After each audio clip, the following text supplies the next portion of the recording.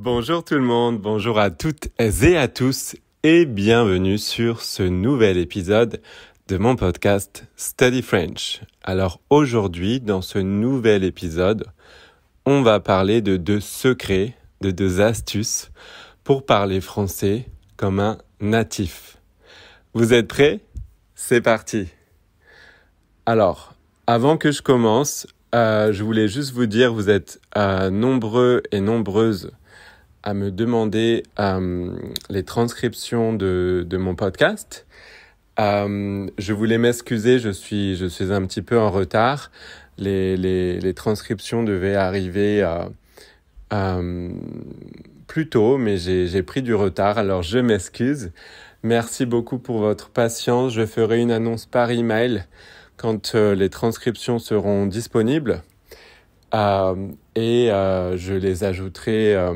Donc je ferai une annonce par email et les transcriptions seront ajoutées sur mon site internet, donc frenchwitheli.com. Voilà pour cette parenthèse. Merci beaucoup et encore désolé.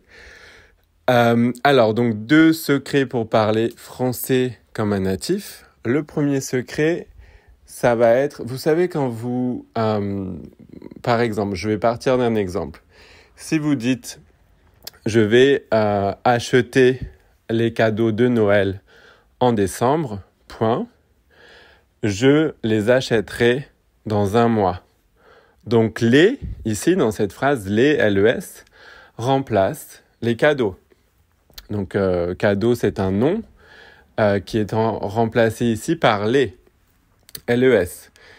Donc ça, c'est une astuce pour parler français comme un natif parce que souvent, en français, on va pas répéter le nom plusieurs fois. On va, ici, par exemple, le remplacer par les. Donc, je vais acheter les cadeaux de Noël en décembre, point. C'est la première phrase. Je les achèterai dans un mois. Je les achèterai dans un mois. Je peux dire j'achèterai les cadeaux dans un mois, mais c'est répétitif. Donc, je peux remplacer les cadeaux ici par les. Et je trouve que c'est une astuce pour parler français comme un natif parce que c'est quelque chose qu'on fait beaucoup en français pour pas que ce soit répétitif et pour que pour un petit peu, pour pas que ce soit répétitif, tout simplement. Donc voilà pour ma première astuce. La deuxième astuce, ça va être donc en et i. En et i. Donc en, en, et i, donc c'est un y. Donc en, c'est pour une chose, par exemple. Je mangerai du chocolat ce soir. Point. J'en mangerai à 19h. D'accord? Donc ici, le en, remplace le nom chocolat. Donc ça remplace quelque chose, ça remplace le chocolat. Donc là, c'est la même idée que le premier secret, c'est la même idée qu'avec l'exemple des cadeaux avec les, sauf que c'est en. Mais on va éviter de répéter chocolat, donc à la place, on va utiliser en. Donc un autre exemple avec en, ça va être je mangerai de la viande ce soir, point. J'en mangerai pour le dîner. J'en mangerai pour le dîner. Donc, en va remplacer viande ici. Il va remplacer le nom viande. D'accord? C'est la même idée avec i, donc y, mais pour les lieux. Donc, par exemple, j'irai en France. Je vais aller en France au mois de février. Point. Je vais y aller à la fin de l'hiver. C'est pas vraiment... normalement, je me trompe un petit peu dans les saisons, là, je crois. On va dire que c'est la fin de l'hiver. Donc, je vais aller en France au mois de février. Je vais y aller à la fin de l'hiver, pardon. Donc, Y, ici, va remplacer France, le pays. La France. Donc c'est pour le lieu. I, c'est pour le lieu. Un autre exemple. Je vais aller au supermarché quand il y aura moins de monde.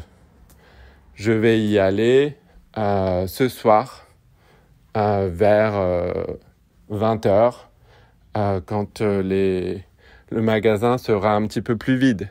Je vais y aller. Donc, y va remplacer ici le supermarché, le nom supermarché. Et donc, le supermarché, c'est un lieu. Donc, y remplace un nom qui fait référence à un lieu ici. D'accord ? Donc, voilà pour ce deuxième secret. Et je voulais aussi ajouter pour la première astuce, c'est valable aussi pour le. Par exemple, je vous ai donné un exemple avec du pluriel, avec les cadeaux, donc au pluriel.